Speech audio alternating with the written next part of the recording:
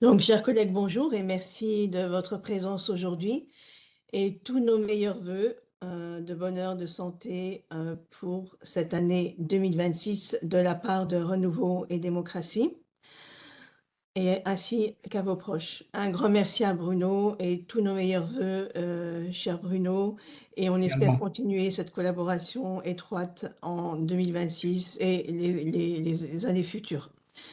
Donc, nous allons recevoir vos conseils, bénéficier de votre expertise sur des sujets qui sont toujours aussi intéressants et sollicités par des collègues, dont celui-ci, on a eu énormément de demandes, également de demandes de replay puisque les collègues ne pouvaient pas, être présents, à la réunion. Donc on va parler d'assertivité. L'assertivité est une soft skill indispensable, lorsqu'on travaille dans un milieu multiculturel comme le nôtre. Et dans un de vos articles, donc vous dites que l'assertivité définit une attitude positive vis-à-vis de soi-même qui permet à celui qui en fait preuve de s'exprimer complètement ou de faire totalement valoir ses droits sans agressivité, mais avec une assurance suffisante pour s'affirmer avec force. Alors comment faire, nous, dans un milieu multiculturel, pour exprimer nos opinions dans le respect d'autrui? Nous sommes impatients de vous écouter et de suivre vos conseils et sans plus tarder, je laisse la parole à notre président Cristiano. Merci. Merci Dikra, merci Bruno et naturellement, meilleurs vœux aussi de ma part. La, la différence et les nuances entre l'assertivité et l'arrogance, la capacité d'exprimer avec fermeté ses opinions et les sentiments d'insubordination sont des clivages parmi lesquels les personnels de notre institution passent presque quotidiennement. Et il y a aussi un décalage entre les qualités que l'on considère indispensables pour être recruté en tant que fonctionnaire et les attentes que l'on a par la suite lorsqu'on rentre en service. Par exemple, dans toutes les procédures de sélection, dans les assessment centers, l'assertivité est une qualité absolument appréciée. Un candidat qui s'efface, qui n'est pas capable de défendre sa thèse, est un candidat qui est écarté. Mais si la même attitude et la même assertivité sont déployées dans la vie professionnelle, souvent les résultats n'est pas tout à fait les mêmes. Ça dépend beaucoup de la perception et de la sensibilité du manager concerné, de sa culture, de sa sécurité, de son assertivité, de sa compétence. Et le plus qu'on manque de compétences, le plus qu'on veut axer son mode de gestion sur l'autorité, le moins que l'on tolère les opinions divergentes, souvent parce qu'on n'est pas capable et susceptible de les contrer. Et tout cela s'est accentué depuis une calamiteuse réforme du statut, calamiteuse pour d'autres aspects, mais pas forcément pour celui-ci, lorsque la Commission a décidé que le manager ne devait pas être le meilleur des experts de l'équipe, mais il devait être quelqu'un chargé avant tout de gérer le personnel et donc structurellement appelé à gérer des personnes qui sont techniquement plus compétentes que lui et elle. Et afficher son autorité vis-à-vis des personnes qui sont plus compétentes, qui disposent de plus de compétences techniques, n'est pas souvent facile. Et donc, on risque plutôt de se reposer sur les principes d'autorité et de devenir autoritaire plutôt que crédible. Et donc de préférer les profils bas, ceux qui s'effacent, ceux qui disent toujours oui, ceux qui se défoulent en dehors de leur lieu de travail, et souvent avec des conséquences aussi sur leur santé, parce que continuer à se défouler dans une approche presque de négation de soi-même ne peut que par après avoir un impact négatif sur son bien-être et sur son équilibre. Et aussi sur sa vie familiale souvent, hein, parce qu'en tant que parent, par la suite, on doit récupérer une autorité à laquelle on a renoncé en tant que fonctionnaire. Ça peut paraître peut-être une caricature, mais je t'assure que ce sont des clivages et des Ouais. dilemmes auxquels nos collègues sont confrontés tous les jours. Et donc aujourd'hui, on attend de toi quelques conseils sur comment éviter que l'assertivité ne soit pas confondue avec l'arrogance. Est-ce qu'il y a des tuyaux pratiques? Est-ce qu'il y a des mots-clés? Est-ce qu'il y a des fautes à éviter? pour que tout cela soit reconnu en tant que qualité et non pas que défaut. Et que peut-on faire lorsqu'on est confronté à quelqu'un qui visiblement n'a aucune envie d'apprécier l'assertivité et qui préfère avoir des moutons dociles pour éviter de devoir gérer des contrariétés. Merci Bruno. Voilà une très belle introduction parce qu'elle nous fixe d'emblée en fait tout un défi. C'est-à-dire qu'effectivement, l'assertivité peut très très vite être confondue avec une forme d'arrogance quand s'en mêle l'agressivité. Donc on va le voir effectivement, il y a deux notions qu'on va devoir absolument pouvoir manier avec prudence parce que l'assertivité, c'est pas une qualité, on le verra au terme de la rencontre, mais c'est un art. Il faut pouvoir le manier parce que c'est une façon simplement d'être suffisamment subtil pour que ça reste une qualité. L'assertivité mal utilisée, ça finit par devenir une espèce d'opportunité, je vais dire, de dysfonctionnement au sein des institutions. Et donc c'est pour ça qu'on doit pouvoir, à un moment donné, mettre l'assertivité en perspective d'une manière telle qu'on sache manier cette assertivité avec suffisamment de subtilité pour que ça devienne un art. Dire « je suis assertif », c'est une de mes qualités, ça ne veut strictement rien dire. Je suis en mesure de faire preuve d'assertivité lorsque c'est nécessaire, lorsque c'est profitable pour moi-même, pour l'institution dans laquelle je travaille et pour les autres. On verra par exemple que l'assertivité sans délicatesse, c'est juste de l'impertinence. Et donc il faut pouvoir à un moment donné utiliser cet ingrédient majeur qui est la délicatesse. Il faut aussi, à un moment donné, pouvoir manier le doute réflexif. L'assertivité non réfléchie, irréfléchie, c'est juste de la stupidité. C'est-à-dire lorsqu'on affiche des convictions beaucoup trop rapidement et qu'on n'a pas pris le temps de les réfléchir. L'assertivité sans réserve, moi je dis tout. Je dis tout ce qui se passe dans ma vie, je montre tout sur les réseaux sociaux. Ce sont des formes d'assertivité, on en parlera d'ailleurs de l'assertivité numérique. J'impose mon image, les éléments de ma vie privée, tout ça, je distribue sans arrêt. L'assertivité sans réserve, c'est de l'impudeur. Et l'assertivité sans filtre, et j'aime beaucoup cette formule d'Audiard qui dit « les cons osent tout, c'est à ça qu'on les reconnaît ». Et c'est une réalité, effectivement, que quand on n'a pas de filtre du tout, quand on dit « moi, je dis tout », je suis comme ça, je dis tout et je dis tout ce que je pense, je dis tout ce que je ressens, je donne mon avis sur tout. Ça, c'est effectivement une forme d'imprudence intellectuelle qui frise à ce qu'on appelle la stupidité ou la connerie. Donc, il faut être très attentif à dire je vais manier mon assertivité avec toutes ces nuances-là. Et alors, ça devient non seulement une qualité utilisée dans nos relations sociales, mais aussi un art qui a un lien très direct avec l'estime de soi. Parce que l'estime de soi va permettre l'assertivité, c'est-à-dire que si j'ose faire des choses simplement parce que je me dis mais j'ai suffisamment de valeur que pour affirmer mon point de vue, et on va voir aussi la différence entre les trois parce que c'est essentiel, un point de vue, une opinion ou une émotion, on peut faire preuve d'assertivité par rapport à ces trois objets. Or, il faut s'attendre alors à des réactions de l'entourage qui vont être très différentes. Mais si je me dis j'ai suffisamment d'assertivité que pour oser exprimer mes émotions, que pour oser donner mon avis, que pour oser exprimer le fond de ma pensée, eh bien ça va effectivement nourrir l'estime que j'ai de moi-même. C'est pour ça qu'on parlera de cercle vertueux, c'est-à-dire que le fait de pouvoir faire preuve d'assertivité est un signe d'estime de soi, mais le fait aussi de manifester cette assertivité va nourrir l'estime dans laquelle je me porte. Et donc c'est important de pouvoir le manier intelligemment, ne pas en faire une formule simplifiée. Moi je suis assertif. En le disant de cette manière-là, je fais preuve d'une assertivité, mais d'une assertivité stupide, parce que c'est justement l'assertivité qui manque de nuances. Moi, je suis en mesure de gérer cette forme d'assertivité, c'est-à-dire que je ne me tais pas lorsque je pense que c'est nécessaire que je parle, mais je suis aussi capable de me taire, parce que l'assertivité, c'est pas tout dire, c'est aussi capable à un moment donné de dire « là, je ne vous parlerai pas, parce que ça ne vous concerne pas, ça ne vous regarde pas, ou c'est lié essentiellement à mon fonctionnement personnel, et donc je ne le révélerai pas. » L'assertivité, c'est pas une façon de tout dévoiler, de tout dire, parce qu'on ose tout. Et donc les deux éléments dont on va déjà essayer de définir en quoi ils interviennent dans l'assertivité pour la gâcher, c'est l'agressivité Une assertivité agressive, c'est un oxymore. L'assertivité par nature n'est pas agressive. Je pose, je dépose, j'impose éventuellement. Et tu parlais en introduction d'autorité, par exemple.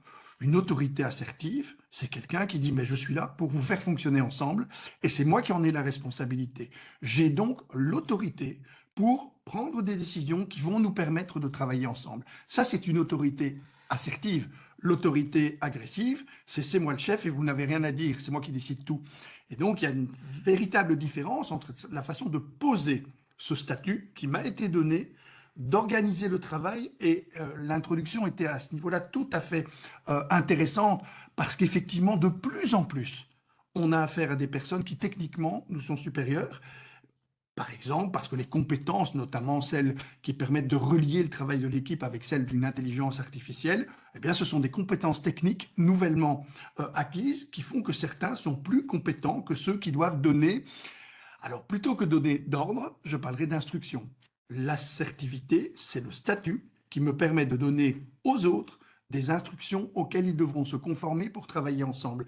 C'est une façon différente de parler d'un ordre. C'est juste une instruction qui permet de travailler ensemble. Et l'assertivité, c'est le droit que je m'accorde en fonction de ce statut d'affirmer cette autorité, c'est-à-dire non pas un principe de supériorité. On va parler de la notion d'arrogance, évidemment. L'arrogance, c'est la manifestation explicite de ce que l'on définit comme une supériorité, qui me donnerait le droit de faire preuve d'assertivité, mais qui refuserait ce droit aux autres. Une personne arrogante est une personne qui manifeste de l'assertivité, mais qui l'interdit aux autres, c'est-à-dire la possibilité également de répondre. On va devoir effectivement se dire, mais c'est quoi une véritable agressivité et c'est quoi la véritable audace? C'est-à-dire ce que je préfère remplacer par la notion de courage. L'audace peut ressembler effectivement parfois à des formes de témérité. Si je ne suis pas conscient du danger, je fais preuve d'audace, mais je n'ai pas nécessairement faire preuve de courage. Si je n'ai pas conscience de la peur que je devrais avoir, par exemple, pour dire quelque chose à une équipe, pour signaler effectivement que je vais faire part de choses qui ne plaisent pas aux gens, mais c'est nécessaire pour le fonctionnement de l'équipe, eh bien c'est important de savoir que là, il va falloir du courage, pas de l'audace. L'audace risque de m'envoyer dans un mur, le courage me permettra de rester moi-même en phase avec mes valeurs et en phase avec ce que je suis, à l'intérieur d'une manière de dire des choses pénibles. Parce que l'assertivité, c'est parfois ça aussi, devoir dire aux autres des choses qu'ils n'ont pas envie d'entendre. C'est très facile d'être assertif quand tout le monde attend de nous de dire quelque chose qui va les réconforter. Mais il faut parfois être assertif sans faire preuve d'indélicatesse, mais en sachant que ce qu'on dit ne va pas nécessairement plaire à ceux qui vont l'entendre. Et là, la place de l'agressivité va être importante à gérer, parce que c'est quoi qui va donner, à un moment donné, une dimension agressive à un positionnement? C'est essentiellement le fait qu'on cherche à imposer son point de vue, imposer son état émotionnel ou imposer sa réflexion aux autres, et qu'on n'accepte pas le principe de contradiction. Alors, le principe, effectivement, de l'assertivité, c'est pas de dire « je refuse la discussion », mais je n'engage pas cette discussion. Je ne vous dis pas les choses pour qu'on en discute. Je vous dis les choses parce que c'est nécessaire que je vous en fasse part. Le prêter à discussion, effectivement, la discussion suppose à un moment donné que l'un et l'autre des deux interlocuteurs fassent preuve d'une agressivité minimale. C'est-à-dire, on va essayer de transformer le point de vue de l'autre. La dispute, qui est simplement l'idée que cette agressivité implicite dans la discussion devient explicite dans la dispute. Et c'est pour ça, par exemple, que quand on met deux politiciens sur un plateau de télévision, on a inévitablement une personne qui va faire en sorte que chacun puisse faire preuve d'assertivité, présenter son programme avec le plus d'assertivité possible, qui va mettre en scène une discussion en évitant que ça devienne une dispute. C'est ce qui est devenu la politique, dite politique spectacle. Il fut un temps, il n'y a pas si longtemps, où chacun était amené à s'exprimer face à la caméra et à expliquer son programme sans interlocuteur. Les débats télévisés sont nés notamment en France, il n'y a pas si longtemps. Vous ne trouverez jamais un débat télévisé du général de Gaulle. Il ne débattait pas, il expliquait son programme aux Français. Et il attendait d'être élu en fonction du programme qu'il avait exposé. Évidemment que c'était une société qui encourageait cette forme d'assertivité politique dans laquelle il n'est pas question d'avoir un interlocuteur. Et puis, il y a eu tous ces débats célèbres entre Chirac, Mitterrand. Il y a eu des tas de débats qui sont super intéressants d'ailleurs à analyser, parce qu'on a mis en scène non pas de l'assertivité, mais au lieu d'avoir une personne face à la caméra, on les a mis l'une face à l'autre en disant « Allez-y, discutez entre vous, les Français se feront une opinion en fonction du résultat de cette discussion ». Et on met évidemment un animateur. Et un animateur français a payé très très cher le jour où, dans un débat entre Le Pen et Tapi, il est venu avec des gants de boxe. Et il a posé les gants de boxe en disant « battez-vous ». Bah, effectivement, c'était son dernier débat, il n'a plus jamais été convié à le faire, tout simplement parce qu'il renonçait à sa fonction de médiateur dans le débat.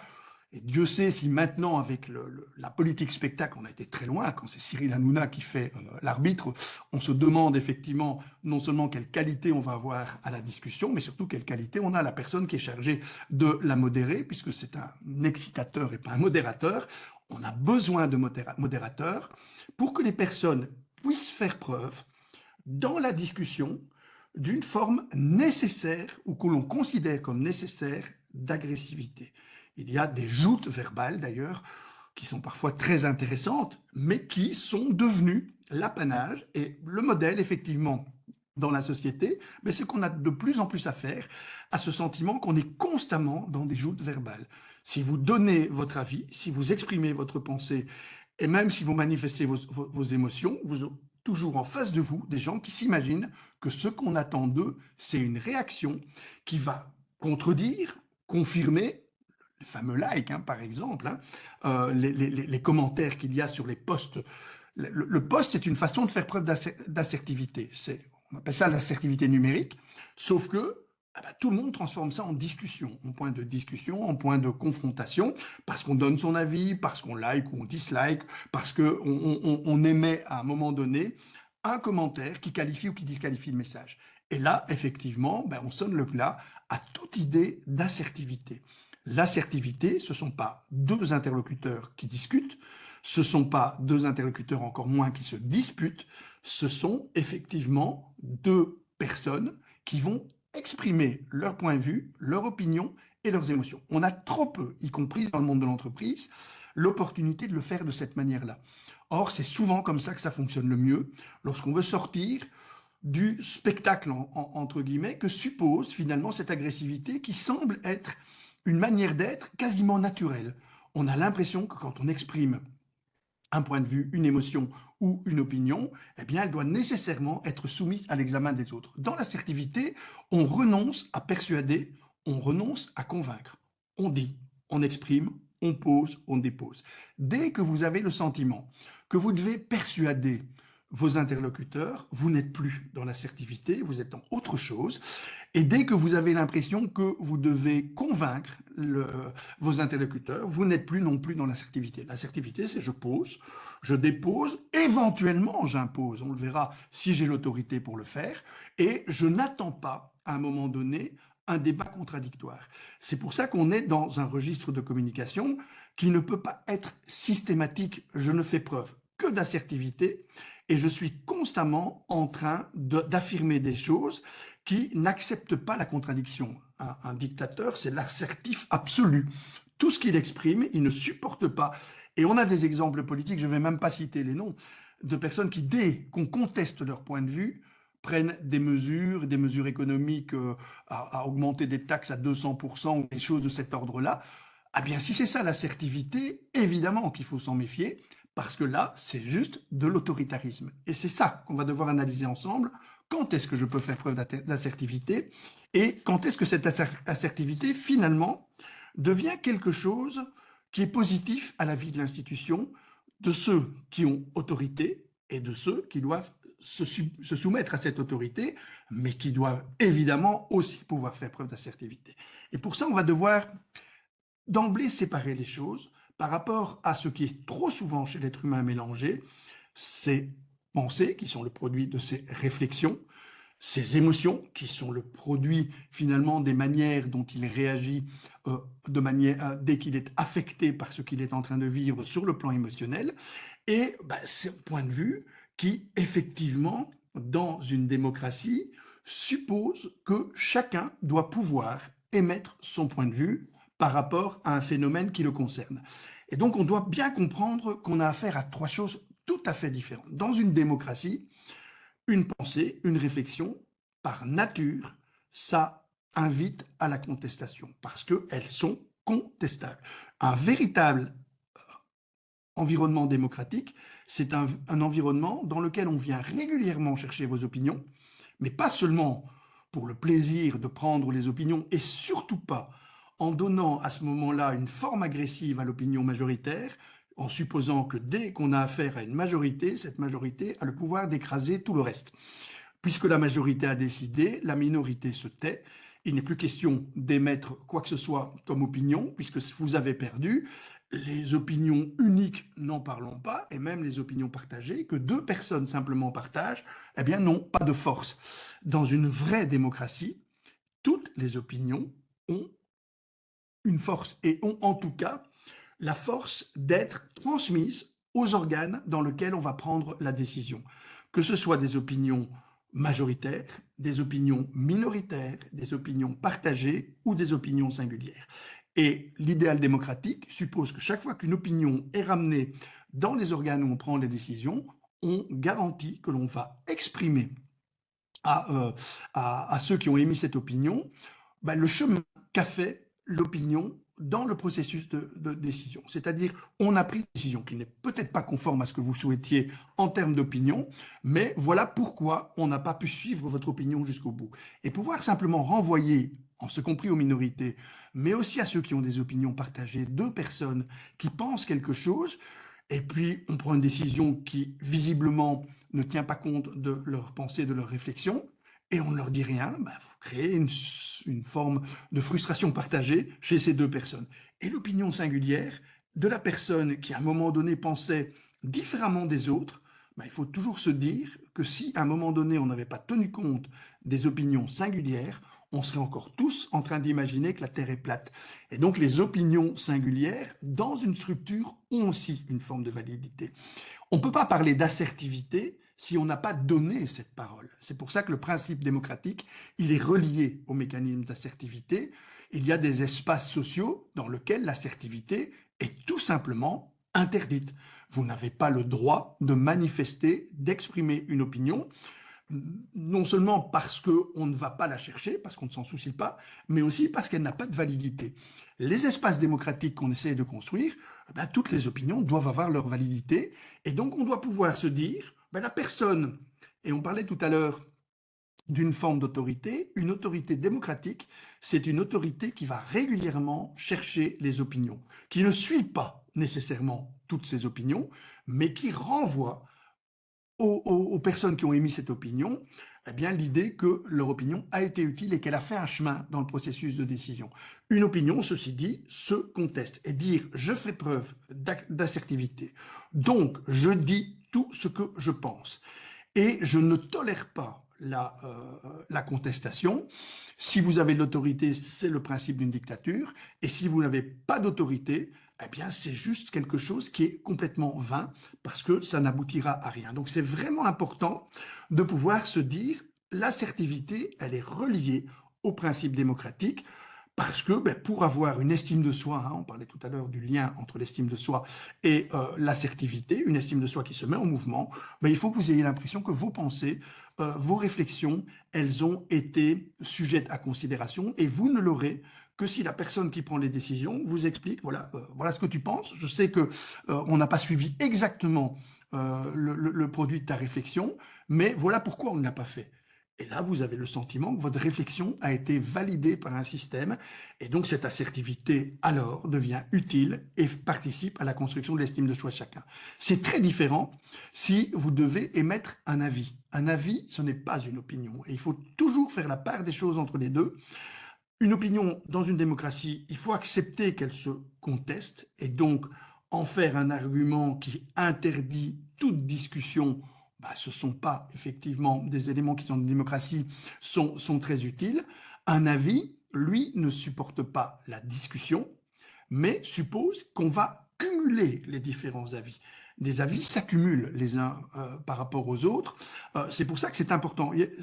Je transmettrai au terme à Dikra au terme de la conférence un outil, enfin différents outils qui sont des outils de mise en scène. Ils sont mis en place dans les écoles pour le moment, en Fédération de Bruxelles, des outils finalement d'expression démocratique. Et c'est pour favoriser l'assertivité de chacun.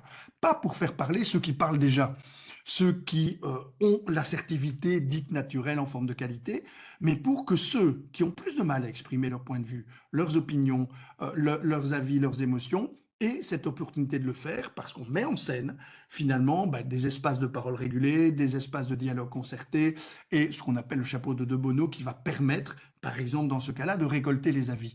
Si vous voulez émettre votre avis, et on sait que sur le plan de l'estime de soi, c'est indispensable de pouvoir émettre son avis par rapport à un problème qui est posé à l'équipe, par rapport à une difficulté, par rapport à un sujet de préoccupation de l'ensemble de l'équipe. Ceux qui ont un avis, mais ne peuvent pas l'émettre, sont donc en déficit d'assertivité sur ce plan-là. Sur le plan de l'estime de soi, c'est très, très douloureux. Or, ça va très, très vite, parce que vous allez très vite être catalogué en fonction du type d'avis que vous avez tendance à émettre. Dans toutes les équipes, vous allez trouver la personne qui, lorsque vous exprimez un problème ou lorsque vous montrez la mise en scène d'un projet, qui vont vous dire de toute façon ça ne marchera pas, c'est nul, de toute façon on n'en sortira pas. Vous avez toujours le pessimiste de service qui va vous dire que ça n'ira pas, que... Alors on peut l'appeler, entre nous on sait que c'est l'emmerdeur qui fait que chaque fois qu'on exprime un projet, qu'on montre, qu'on suppose de l'enthousiasme, il va casser cet enthousiasme. Il y en a dans tous les groupes. Et si vous réfléchissez, vous allez très très vite trouver celui qui endosse ce chapeau-là, puisqu'on parle de chapeau de Bono, le chapeau noir, c'est-à-dire celui qui a un avis négatif sur tout. Le faire taire est une catastrophe, d'une part pour lui, parce que son avis, il a besoin, avec assertivité, de pouvoir le déterminer. Il faut bien se rendre compte qu'un avis, je le disais tout à l'heure, ça s'accumule. Si chacun, nous regardons d'un point de vue différent une maison, la description qu'on va donner de cette maison va permettre une description complète de la maison. Un avis ne contredit pas. Il n'y en a pas un qui a un bon avis et un qui a un mauvais avis. On a tous des avis qui sont des avis qui peuvent être très différents. Ce n'est pas pour ça qu'ils sont pertinents ou impertinents. L'avis de la personne pessimiste, la personne qui voit tout en noir, eh bien, il est très utile pour pouvoir se dire « ça va pas être si simple ». Et si vous avez derrière une autre personne, parce qu'il y en a aussi dans les équipes, qui lui prend le chapeau rose, qui dit « ça va être facile, on va y arriver, ça va être génial, super, magnifique », eh bien, si vous couplez les avis des uns et des autres, vous aurez affaire à ce qu'on appelle l'optimisme intelligent, celui qui dit on va y arriver mais ça va pas être facile, parce que l'optimisme stupide, de dire ça va être facile, aucun problème, à la première difficulté, il s'effondre. On a besoin, dans un premier temps, de pouvoir avoir affaire à un point de vue plus pessimiste qui dit il y aura des difficultés. Ça va être difficile, mais on va y arriver. Si on reste dans le chapeau noir, on ne lance pas. On se dit, il ne faut pas se lancer, ce n'est pas la peine. Alors on essaye de disqualifier éventuellement l'avis de la personne qui donne de la nourriture à sa chapeau noir. Dans une structure bien équilibrée, on va dire, OK, on va tenir compte de ton point de vue parce que c'est important qu'on sache que ça ne va pas être si simple. Mais on va tenir compte aussi de celui qui pense qu'on peut y arriver. On va tenir compte de celui qui a un avis qui est mieux informé parce qu'il s'est documenté. Ça, c'est le chapeau bleu. Et puis, le chapeau expressif de ceux qui disent « Ouh, là, moi, ça me fait peur, tout ça », les émotions. Et on va tenir compte des avis des uns et des autres. Là, on va encourager l'assertivité. Ce sont des mécanismes de mise en scène de la démocratie qui permettent de dire « tout le monde peut exprimer son opinion » et recevra un message qui dira jusqu'où on a été dans le processus de décision vis-à-vis de son opinion. Tout le monde doit pouvoir émettre un avis et on dira dans quelle mesure, effectivement, on a rangé son avis dans un chapeau dont on tient compte pour avoir une vision complète du phénomène. Et puis, vous avez la troisième modalité d'expression qui souvent est mélangée avec les autres, et c'est ce qui rend parfois l'assertivité très confuse, très complexe, bah, c'est tout ce qui est lié au contenu expressif, une émotion. Contrairement à une opinion qui se discute, contrairement à un avis qui s'accumule, une émotion, ça ne s'accumule pas et ça ne, les unes aux autres et ça ne se discute pas. Si vous dites que vous êtes triste, vous avez le droit de le dire en ayant la certitude qu'à l'intérieur du groupe, personne ne va contester votre état émotionnel. C'est ça qui permettra d'être assertif par rapport aux émotions que l'on peut vivre, pouvoir exprimer son émotion, joie, tristesse, colère, peur ou dégoût, sans avoir peur que cette émotion soit contestée à la fois dans sa légitimité, t'as pas à être en colère, t'as pas à avoir peur, et dans son intensité. Tu dois pas être aussi en colère que ça, tu dois pas avoir peur de cette manière-là, et donc on va effectivement très vite contester l'état émotionnel, et ce qui est très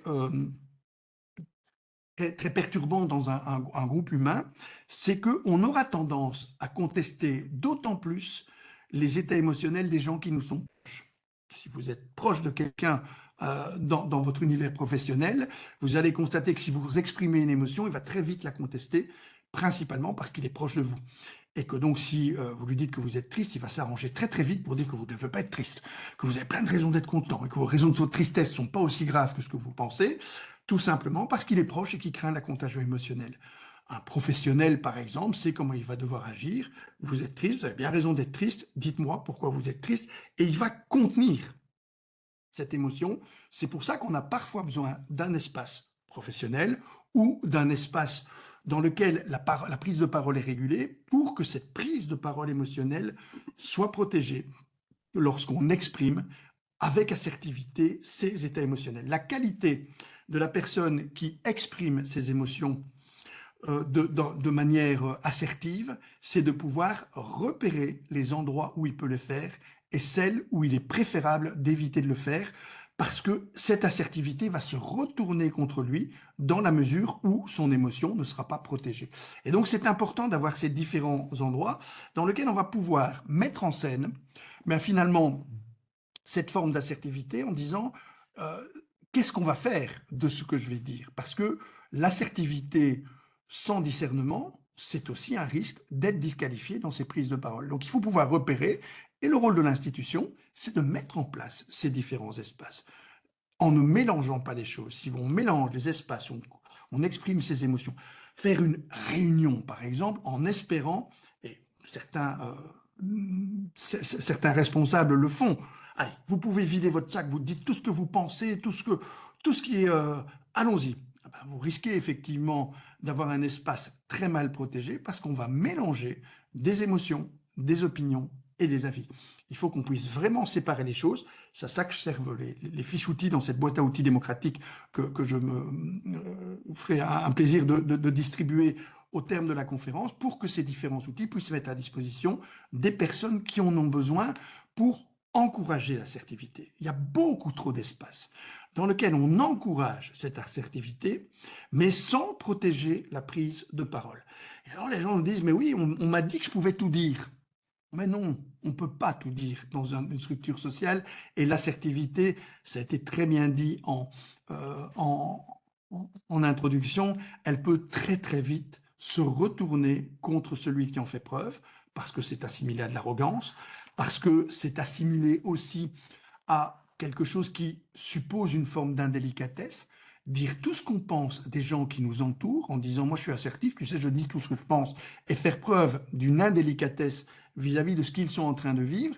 On le voit d'ailleurs sur les réseaux sociaux. Les réseaux sociaux sont un piège absolu de l'assertivité parce que les gens vont très très vite pour émettre des messages sur les réseaux sociaux en se disant « mais ça m'appartient, c'est moi qui décide ce que je dis, ce que je ne dis pas », sauf qu'ils se mettent parfois énormément en danger parce que les réseaux sociaux sont d'une brutalité épouvantable et que vous avez des réponses qui effectivement vous font très vite regretter cette forme d'assertivité mal comprise, qu'on appelle l'assertivité numérique, hein, puisque comme on est sur écran, on a tendance à se libérer beaucoup plus vite.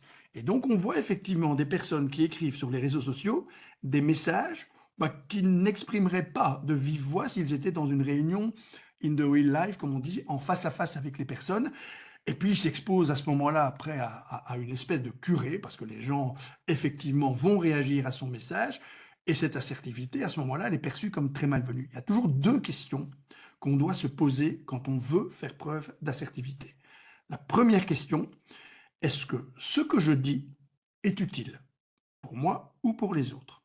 Si ce n'est pas le cas, il vaut mieux se taire. L'assertivité, dire des choses, que ce soit des pensées, des avis ou des émotions, alors que ça n'est pas pertinent, ça ne va rien apporter à personne, eh bien, c'est une forme d'assertivité vaine, inutile, qui ne va rien apporter. Et donc, c'est la première question, c'est est-ce que c'est utile? La deuxième question, c'est est-ce que en transmettant cette forme de message, est-ce que je risque de blesser quelqu'un? Ça, c'est fondamental aussi, parce que l'assertivité, sans la délicatesse, c'est de la brutalité. Parce qu'on ne met pas de forme, tout simplement, et parce qu'on se dit, mais moi je dis tout, j'ai pas de filtre, je dis tout. Ben, le premier filtre d'un être humain à l'intérieur d'un espace social, c'est la délicatesse qui va au-delà de la politesse. La politesse, c'est mettre des formes pour permettre à un message, même agressif, de passer la rampe. La délicatesse, c'est faire en sorte que le message lui-même ne soit pas transmis s'il est susceptible de blesser quelqu'un. Et donc l'assertivité, c'est pas une forme de bélier qui permet de passer à travers tout. Cette notion de délicatesse, il faut l'avoir effectivement derrière soi, notamment dans ce qu'on écrit sur les réseaux sociaux et dans ce qu'on dit. Alors la différence effectivement entre ce qu'on écrit et ce qu'on dit, c'est que ce qu'on écrit risque de rester au-delà du moment d'échange. Et c'est pour ça effectivement qu'il faut être 2 fois plus prudent face aux réseaux sociaux et que l'assertivité numérique de ceux, et Dieu sait s'il y en a beaucoup, qui s'autorisent à émettre n'importe quel commentaire, n'importe quel avis, et même parfois à exprimer de manière impudique leurs émotions vis-à-vis des choses, ben ça va effectivement créer cette forme d'assertivité numérique qui est préjudiciable et qui donne le sentiment à ceux qui assistent à cette espèce de déballage au nom de l'assertivité, à une forme de brutalité généralisée. C'est l'absence de délicatesse derrière l'assertivité. Ça, je pense que c'est important, d'autant plus qu'on va vers un univers dans lequel on va se retrouver très très vite face à un outil numérique, l'intelligence artificielle, que je préfère moi appeler le support artificiel de l'intelligence humaine, qui a cette caractéristique tout à fait particulière. C'est pas une forme d'intelligence qui ressemble à celle de l'être humain, parce qu'elle est capable, elle n'est pas capable de faire preuve de nuance, de doute et de délicatesse. C'est une forme d'intelligence qui mime l'assertivité absolue d'un être humain qui n'aurait pas de doute, par exemple. L'absence de délicatesse est un problème, l'absence de doute en est un aussi. L'assertivité, si c'est une façon de ruer dans les brancards en disant « moi j'ai pas de doute, je n'ai que des convictions », c'est pas moi qui le disais, c'est Nietzsche qui disait très joliment l'ennemi de la vérité, c'est pas l'erreur, c'est la conviction. Si vous avez une conviction et que vous avez fossilisé cette conviction et que, avec assertivité, vous l'énoncez comme une conviction qui doit nécessairement s'imposer aux autres, votre assertivité va devenir très très vite une assertivité brutale parce qu'elle ne laisse pas de place au doute. Pouvoir dire « je doute, j'ai des doutes », c'est ce que l'intelligence artificielle ne fait strictement jamais. Elle affirme les choses en permanence, d'où la façon intelligente de l'utiliser, en émettant des doutes là où elle n'émet que des affirmations. Eh bien, on va pouvoir déjà avoir une distance critique par rapport à cette forme d'intelligence qui ne fait que mimer l'intelligence humaine. Et donc, c'est vraiment important de pouvoir aussi, dans l'assertivité, émettre et s'affirmer, c'est ça la véritable assertivité, c'est j'ai le droit de douter. Je pense que, mais je peux me tromper. Mais voilà ce que je pense. Mais ma pensée peut aussi évoluer et c'est pas un manque d'assertivité que de mettre tous ces petits mots qui de nos jours sont beaucoup trop peu souvent utilisés, peut-être, sans doute, pas maintenant.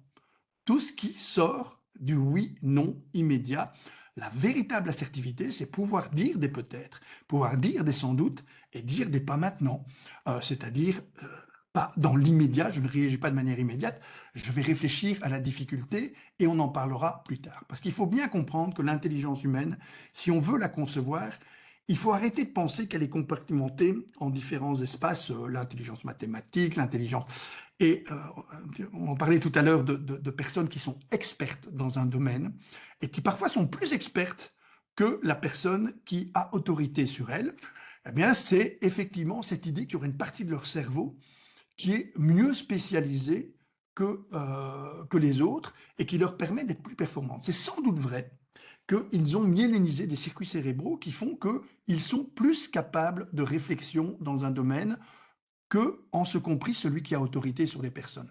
Ça ne veut pas dire qu'ils sont plus intelligents, et il faut bien comprendre comment fonctionne le cerveau de l'être humain pour pouvoir justement faire preuve d'une assertivité intelligente, comprendre qu'on a en réalité non pas différents systèmes experts, ça c'est l'ancien modèle du cerveau, mais deux systèmes essentiellement, et un troisième qui nous permet de gérer ces systèmes. En réalité, on a un système hyper rapide, on appelle ça le système 1, qui nous permet de dire des choses très très vite, de réagir très rapidement, de réagir instinctivement, intuitivement, de manière impulsive. Ce n'est pas une intelligence de moindre qualité, mais elle n'est réservée qu'au domaine dans lequel eh bien, on a besoin d'avoir des réponses très rapides.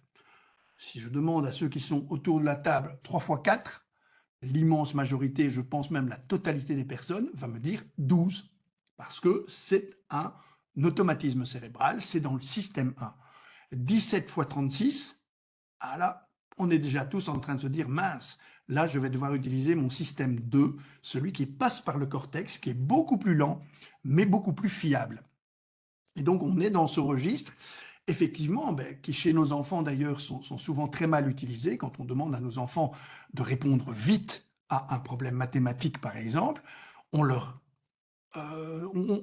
fait penser qu'ils doivent utiliser uniquement leur système 1 et que le système 2 est un système moins performant. Ce n'est pas vrai, en réalité, il est performant dans certaines situations dans lesquelles il est nécessaire que je réfléchisse à la réponse avant de la donner.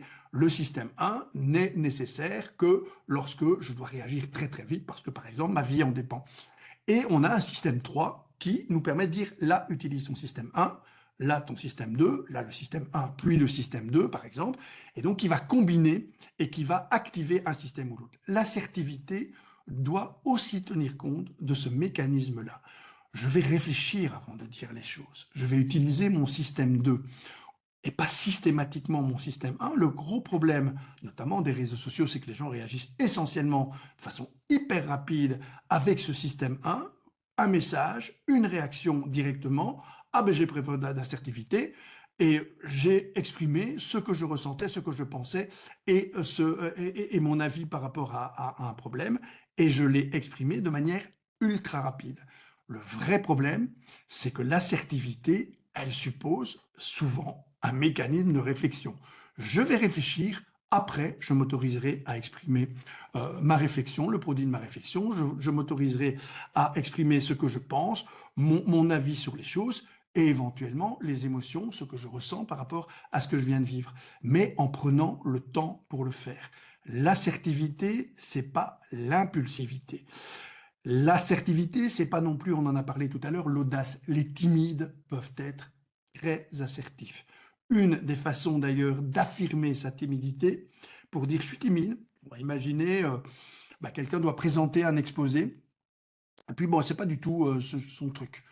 Il est timide, il n'ose pas, ça lui plaît pas de faire des exposés. Pouvoir dire je suis timide, donc je ne ferai pas cet exposé parce que ça ne fait pas partie de mes compétences, je préfère expliquer à quelqu'un qui exposera à ma place, eh bien c'est une magnifique façon de faire preuve d'assertivité. C'est l'assertivité des timides. L'assertivité des timides leur permet de dire je suis timide, de l'affirmer et de considérer effectivement en termes d'avis qu'il vaut mieux pour eux expliquer à quelqu'un qui fera l'exposé parce que lui est à l'aise avec la présentation orale. La véritable autorité de celui qui veut encourager l'assertivité des uns et des autres, c'est pas d'obliger la prise de parole des uns et des autres au nom d'une assertivité qui, comme on le disait au début, serait une qualité. Tu dois faire preuve d'assertivité, donc tu dois être capable de présenter à l'équipe un projet.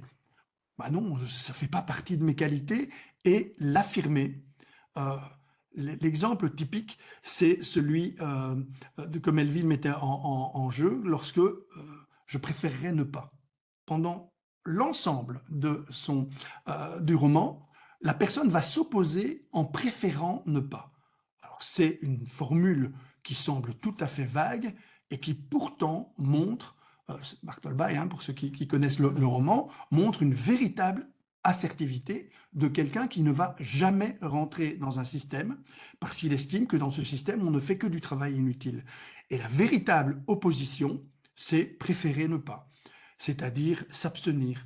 Il faut faire preuve d'une véritable assertivité. Il n'y a pas d'agressivité. Ce personnage, et c'est là effectivement qu'on a affaire à une prouesse au niveau du roman, ce personnage ne fait jamais preuve d'agressivité. Et son assertivité est absolument sans faille, au point qu'il crée un désordre énorme au sein de l'institution qu'il occupe. C'est le principe, effectivement, de cette forme d'assertivité qui est une opposition sans agressivité.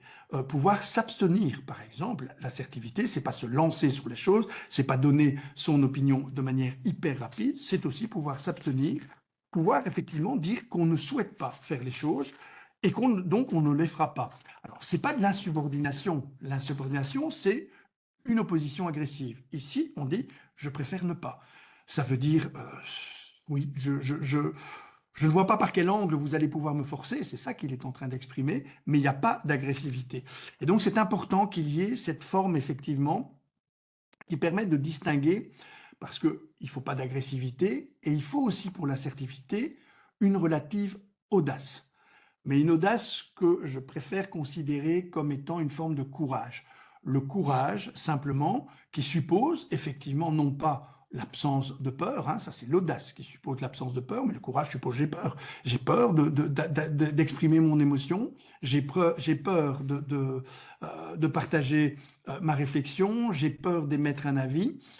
Si vous dites non, moi j'ai jamais peur de rien, je dis tout de toute façon, où que je sois.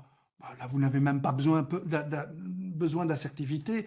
Elle vous est tellement naturelle qu'elle risque même de vous mettre en danger parce que ça devient de l'audace. Par contre, les personnes qui disent « moi j'ai peur parce que je sais que mon opinion, elle va peut-être être mal évaluée par ceux à qui je vais l'adresser. J'ai peur parce que mon avis… il risque à un moment donné de passer à la trappe parce qu'il va être considéré comme impertinent. J'ai peur parce que manifester mes émotions, je ne sais pas ce qu'ils vont faire de ces émotions. » C'est une réaction tout à fait intelligente. C'est celle qui va permettre de se poser cette double question. Est-ce que c'est vraiment utile ? Et est-ce que je risque de ne blesser personne ? Et est-ce que l'espace de parole dans lequel… Imaginez une troisième question, est-ce que l'espace de parole dans lequel je vais m'exprimer est adapté à ce que je vais formuler? Et là, on peut faire preuve de cette forme d'assertivité qu'on appelle une assertivité intelligente, qui a tenu compte de la peur, qui n'était pas une émotion négative, mais une émotion qui me permet simplement d'évaluer les risques que je cours en m'exprimant. On l'a vu dans des tas d'espaces où on ouvrait de manière inconsidérée des espaces de parole, et dans lequel des gens ont pris la parole, mais cet espace n'étant pas protégé, ils ont fini par le regretter amèrement. Donc c'est vraiment important de se dire qu'il faut oser, mais il faut oser non pas en faisant preuve d'audace, mais en faisant preuve de courage. Alors la différence entre le courage et l'audace, c'est que le courage, c'est pas de l'incurie, de l'insouciance ou de l'irresponsabilité. On est soucieux des autres et de soi. On n'est pas dans cette forme d'irresponsabilité qui fait que moi je dis mon avis parce que quoi qu'il en soit, c'est toujours important de tout dire. Non, il y a des choses qu'il vaut mieux ne pas dire parce que les conséquences de ce que je vais dire sont plus difficiles à assumer que le silence dans lequel je vais me maintenir. Et donc, il n'est pas question effectivement de faire preuve d'assertivité en faisant preuve en même temps d'incurie, d'insouciance ou d'irresponsabilité.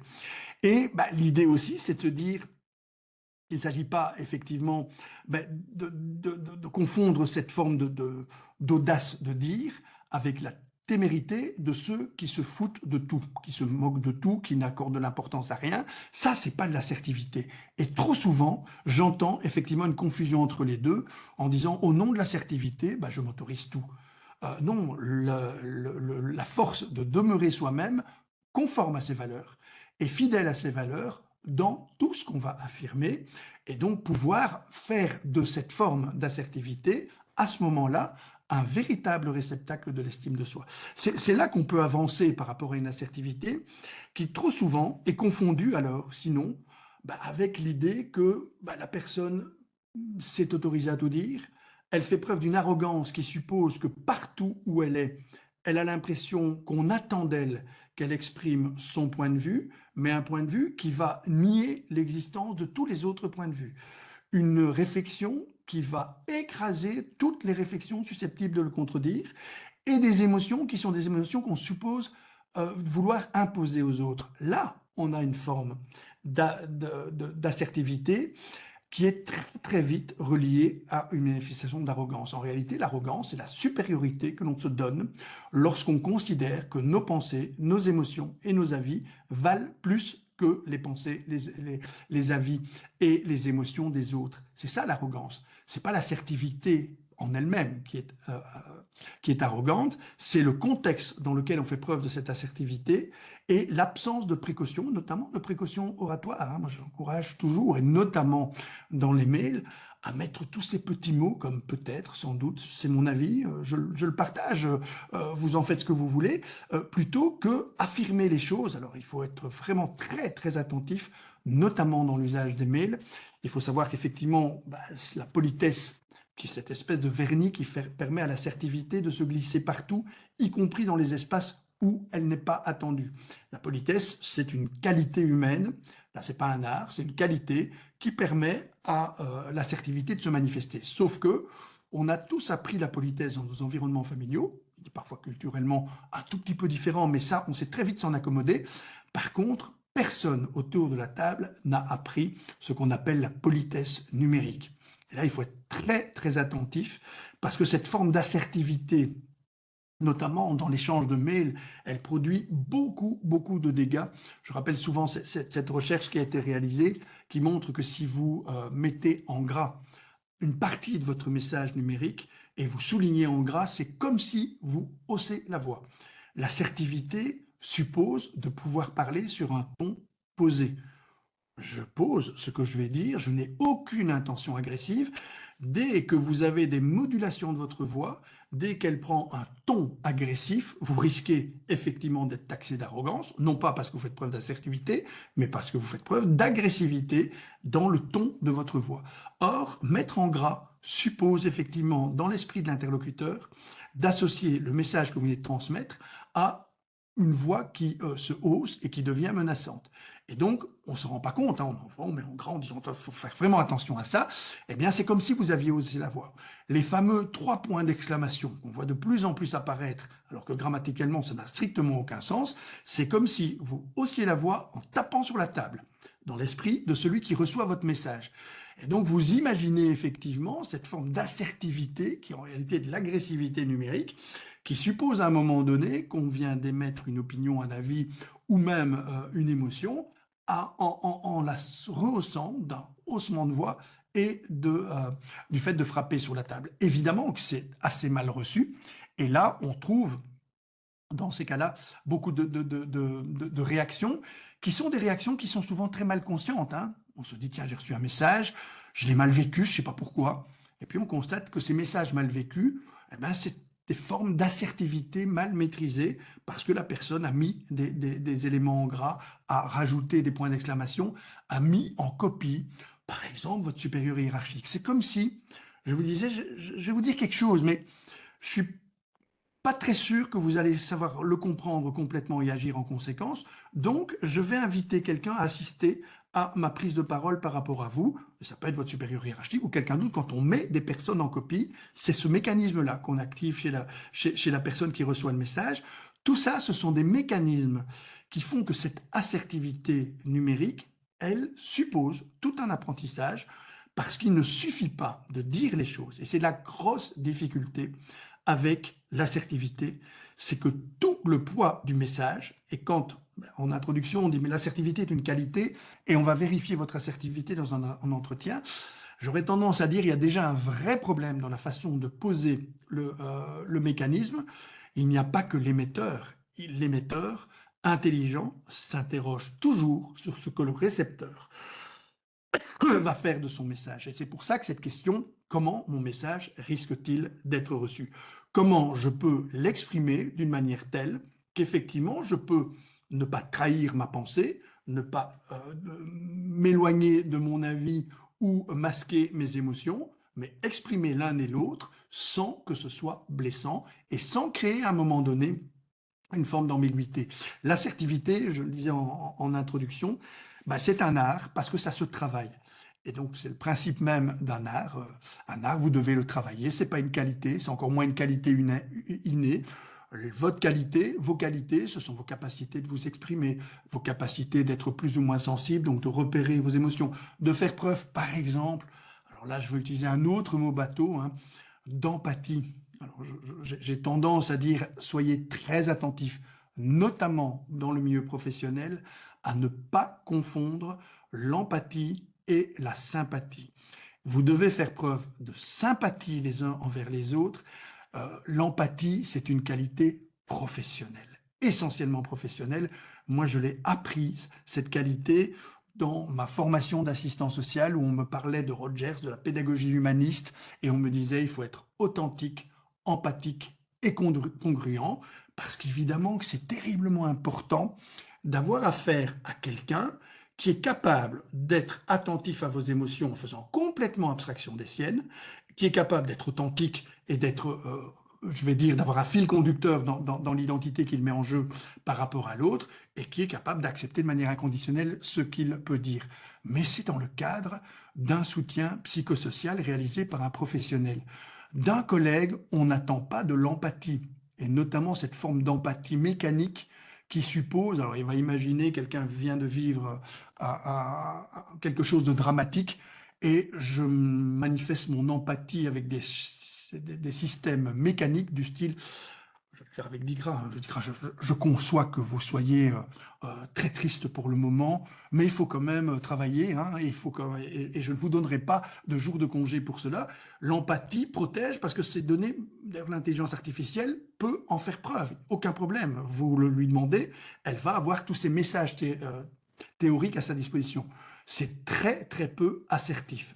La sympathie est beaucoup plus assertive, c'est-à-dire bah, Dikra, il t'arrive quelque chose de difficile, j'en suis désolé. Si je ne montre pas que moi-même je suis affecté, bah, on va dire, mais c'est un robot, ce gars, il est complètement distant, etc. Et évidemment que dans le monde de l'entreprise, l'empathie est survalorisée, parce que avoir affaire à des robots qui manifestent qu'ils sont sensibles aux émotions que l'autre traverse, mais qui resteront en phase avec le règlement de travail, c'est tellement plus utile que d'avoir affaire à un environnement sympathique dans lequel effectivement j'ai des émotions. La sympathie n'est pas une absence de lucidité. Je suis conscient que le fait que mon collègue soit affecté m'affecte moi aussi, mais je suis conscient de cette affection et je ne le vis pas comme étant quelque chose qui va réduire au contraire mon assertivité. L'assertivité qui est bien vécue est celle qui est associée à l'authenticité des émotions qui sont traversées par l'ensemble des personnes à l'intérieur du personnel.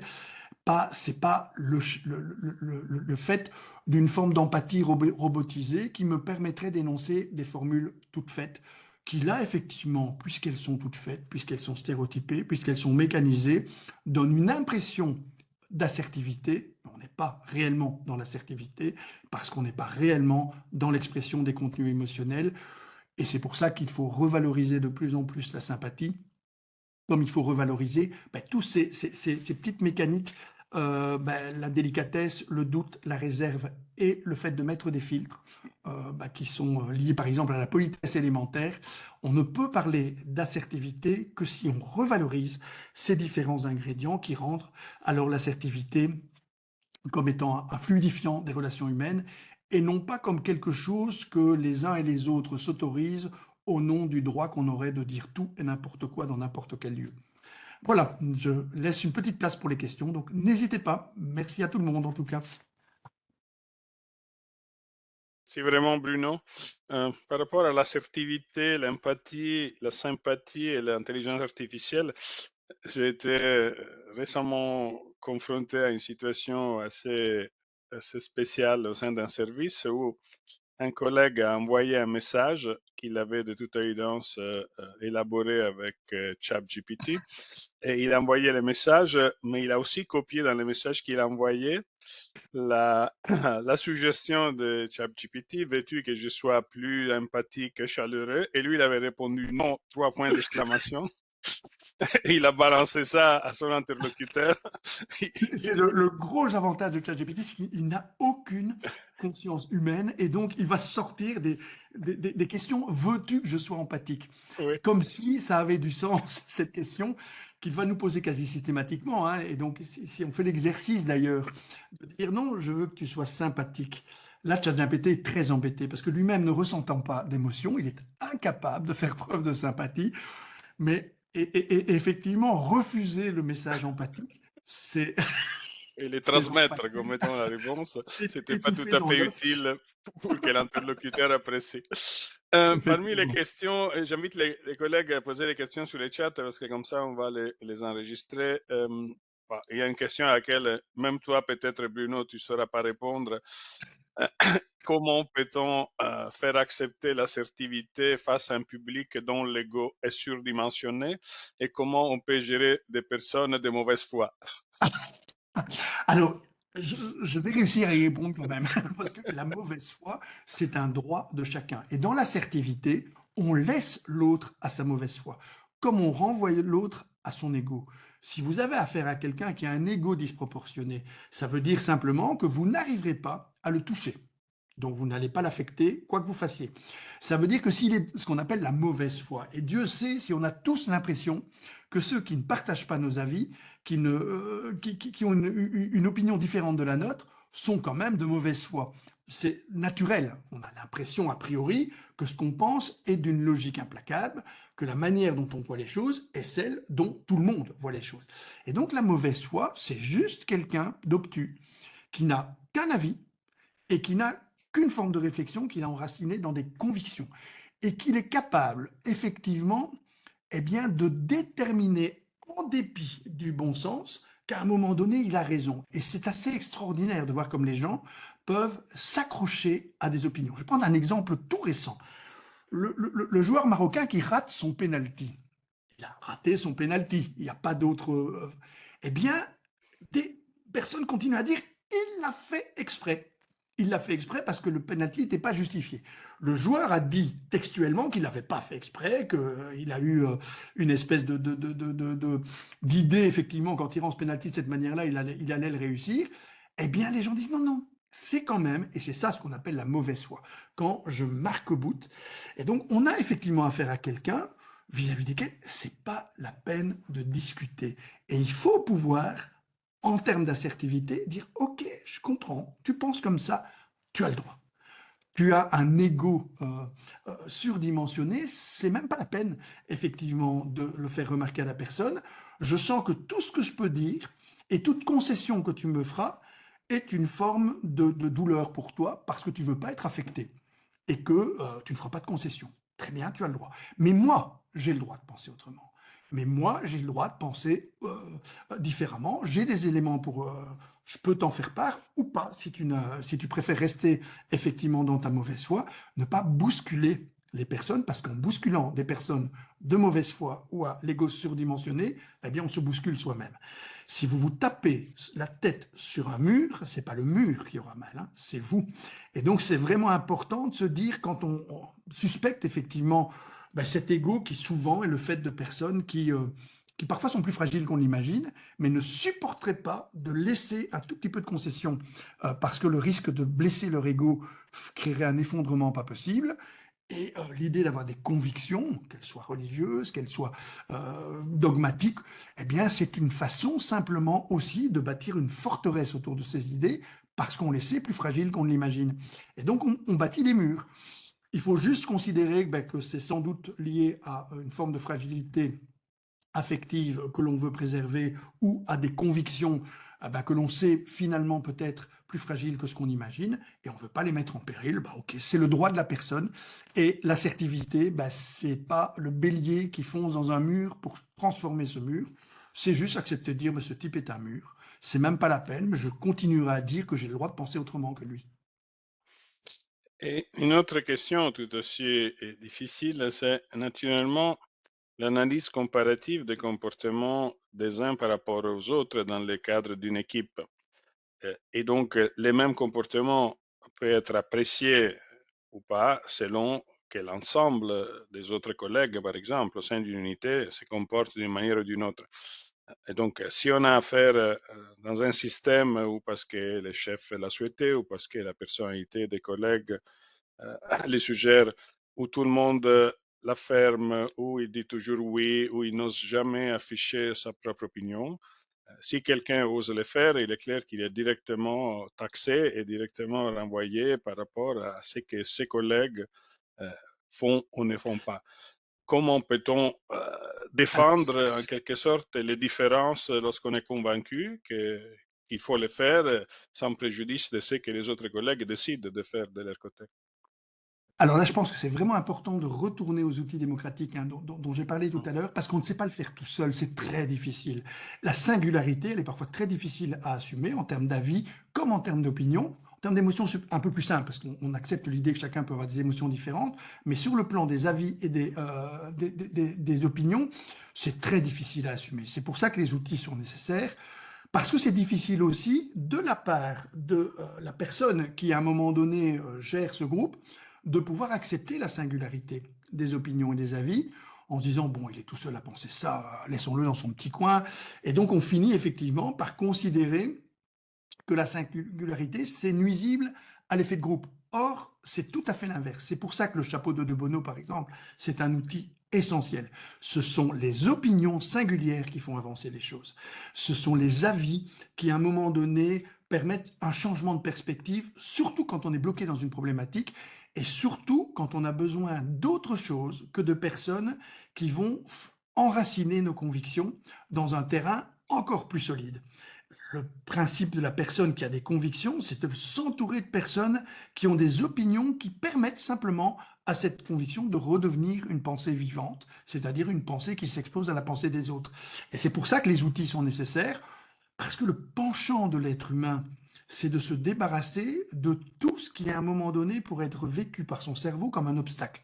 Si les gens pensent autrement que moi, c'est quand même embêtant. Je vais devoir les convaincre, je vais devoir les persuader. Il vaut quand même mieux que tout le monde pense comme moi. Et donc, comme le groupe, effectivement, perçoit que c'est ce que je souhaite, eh bien, on va dire ce que je souhaite. Et celui qui veut penser autrement, qui est beaucoup plus utile, eh bien, il n'aura pas l'opportunité de le faire, sauf s'il y a des outils qui sont donnés, des outils de management, hein, tout simplement, qui permettent d'avoir ces différentes opinions. Le chapeau de Bono, tout le monde aura à un moment donné un chapeau, une couleur qui correspond à ce qu'il est en train de donner comme avis. Les opinions, même les opinions, je vais dire balbutiantes. Et il faut vraiment se dire qu'une opinion, elle ne doit pas toujours être complètement fondée, complètement construite pour pouvoir relancer une discussion intéressante au sein du groupe. Parfois, d'ailleurs, on le voit dans certaines réunions, c'est le gars qui va sortir un truc sous un air fantaisiste, comme une blague. Ah, mais c'est pas si con ce qu'il dit. Hop, c'est parti. On voit effectivement qu'une pensée humaine, elle se construit beaucoup mieux collectivement. Elle a tendance, quand elle est construite individuellement, à s'enraciner dans des convictions, parce que simplement, on va chercher autour de soi. Et la pire des choses, le pire interlocuteur, c'est l'interlocuteur numérique. Quand vous avez une opinion et que vous allez chercher à confirmer cette opinion, notamment sur les réseaux sociaux, vous allez vous entourer de gens qui partagent vos opinions. Et vous allez finir par être convaincu que tout le monde pense comme vous. Et l'opinion alors devient une conviction, elle ne bouge plus. C'est important d'avoir des outils pour sortir de ces mécanismes-là, parce que naturellement, l'esprit humain, il a tendance à s'entourer effectivement de ce qui lui demande moins d'efforts, hein. On a tous une paresse, et c'est valable aussi d'un point de vue cognitif, naturel, qui fait que s'entourer de gens qui disent oui, je suis d'accord avec toi, tu as raison, c'est beaucoup plus confortable que de s'entourer de gens qui disent là, à mon avis, là, tu te plantes, ou on te plante partiellement. Parce que c'est ça qui va effectivement faire avancer les choses. Et c'est pour ça que l'esprit humain réussit beaucoup mieux dans la confrontation non agressive et donc l'assertivité des uns et des autres. Les outils que je propose, ce sont des outils qui vont favoriser l'assertivité et qui vont permettre au manager d'encourager cette assertivité parce qu'il ne se met pas en danger en l'encourageant.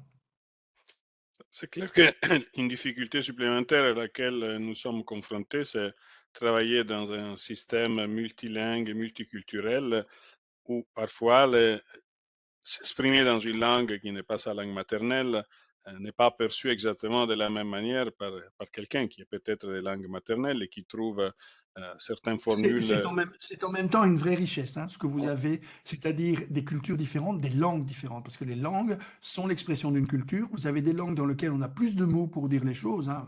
Si Exact. vous êtes un Esquimau, vous aurez 60 mots pour vous dire qu'il neige. Et donc chacun, effectivement, a un ensemble. On parlait de sympathie tout à l'heure. Sympathie en anglais, ça ne signifie absolument pas la même chose que sympathie en français. Là, ils font directement avec la notion de sympathie, ils vont dans le résultat de la sympathie et de l'empathie, c'est-à-dire la compassion.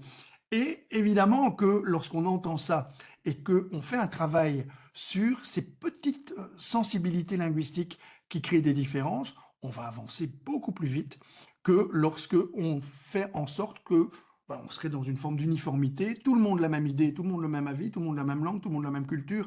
C'est une vraie catastrophe. Donc, c'est vrai que c'est sans doute plus compliqué, c'est pour ça que ça nécessite des outils particuliers, mais c'est sans doute aussi beaucoup plus riche.